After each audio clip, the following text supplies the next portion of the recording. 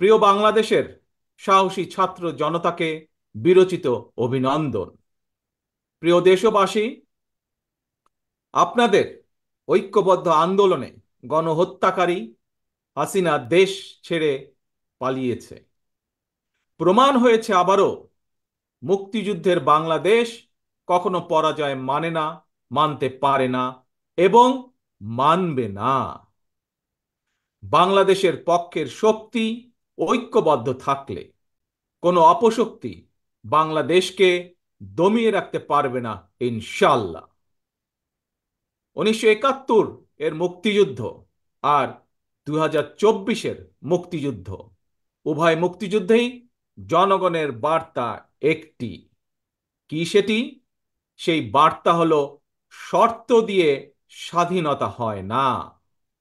স্বাধীনতা প্রিয় জনগণ, স্বাধীনতা অর্জন কিংবা স্বাধীনতা রক্ষায় কোনো শর্ত মানে না, মানতে রাজি না।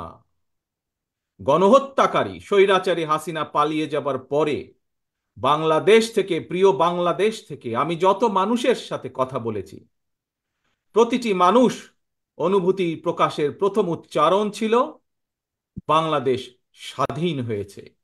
স্বাধীন বাংলাদেশ থেকে বলছি।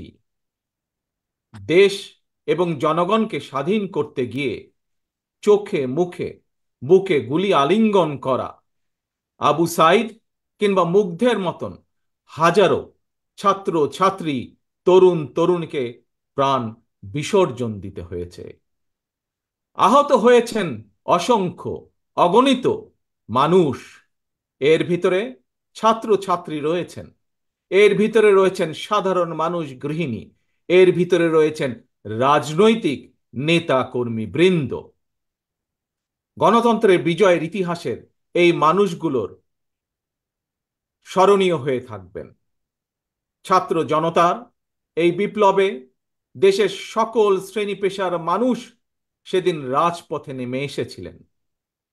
গণতন্ত্রের পক্ষের রাজনৈতিক দলের নেতাকর্মীদের পাশাপাশি একজন মা যেমন তার সন্তানকে কোলে নিয়ে সেদিন রাজপথে সামিল হয়েছিলেন, একইভাবে শিক্ষক, সাংবাদিক, বুদ্ধিজীবী, সাংস্কৃতিক কর্মী, শ্রমিক সহ সকল শ্রেণী পেশার মানুষ সেদিন রাজপথে নেমে এসেছিলেন। 52, 71 কিংবা 90-এর মতন দেশের ছাত্র সমাজ বিজয়ের নতুন আরেকটি অমর ইতিহাস রচনা করেছেন। ছাত্র জনতার ঐক্যবদ্ধ বিপ্লবের মধ্য দিয়ে 2024 সালের 5ই আগস্ট বাংলাদেশ দেখেছে আরেকটি বিজয়।